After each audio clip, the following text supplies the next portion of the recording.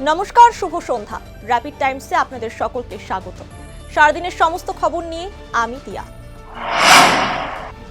প্রয়াত হলেন বর্ষিয়ান কংগ্রেস নেতা তথা দেশের প্রাক্তন স্বরাষ্ট্রমন্ত্রী শিবরাজ পাতিল। 2026-এর 12 ফেব্রুয়ারি বাংলাদেশের নির্বাচন ঘোষণা করলেন বাংলাদেশের মুখ্য নির্বাচন কমিশনার এএম নাসির উদ্দিন। অন্ধ্রপ্রদেশে ভয়াবহ দুর্ঘটনা, খাদে পড়ল একটি তীর্থযাত্রীদের বাস। ঘটনায় মৃত্যু হয়েছে 9 জনের। ভুবনেশ্বরের রুফটপ বারে ভয়াবহ অগ্নিকাণ্ড, ঘটনায় হতাহতের কোনো খবর নেই। কর্তব্যে গাফিলতির অভিযোগ, ইন্ডিগো নিরাপত্তা ও অপারেশনাল পরিষেবা তদারকির দায়িত্বে থাকা 4 জন ফ্লাইট অপারেশনস ইন্সপেক্টরকে বরখাস্ত করল ডিজিসিএ। 2026 সালের এসএসসি নিয়োগে ওয়েটিং লিস্টে থাকা মামলাকারী চাকরি প্রার্থীদের ইন্টারভিউ নেওয়ার নির্দেশ দিল কলকাতা হাইকোর্ট।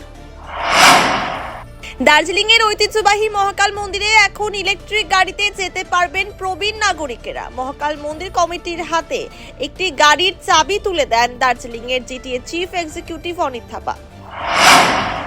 শিলিগুড়ি জেলা হাসপাতালে রোগীকে চড় মারার অভিযোগ উঠল চিকিৎসকের বিরুদ্ধে। ক্ষোভ প্রকাশ করলেন রোগীর পরিবার।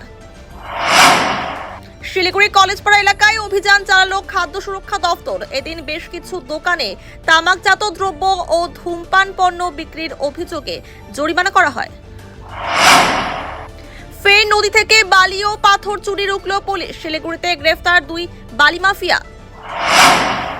শিলিগুড়ি 34 নম্বর ওয়ার্ড সংলগ্ন মৌরবাজার ব্রিজে দেশি মদ সহ এক যুবককে গ্রেফতার করল এনজেপি থানার পুলিশ।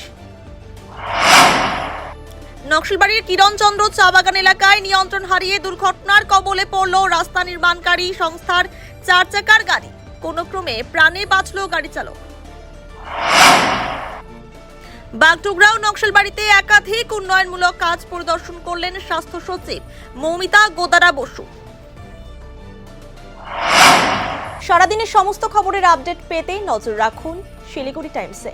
শিলিগুড়ি টাইমসের খবর আপনারা পেয়ে যাবেন শিলিগুড়ি টাইমসের ইউটিউব, এক্স হ্যান্ডেল, থ্রেডস এবং ইনস্টাগ্রাম পেজেও। সঙ্গে থাকুন, দেখতে থাকুন শিলিগুড়ি টাইমস।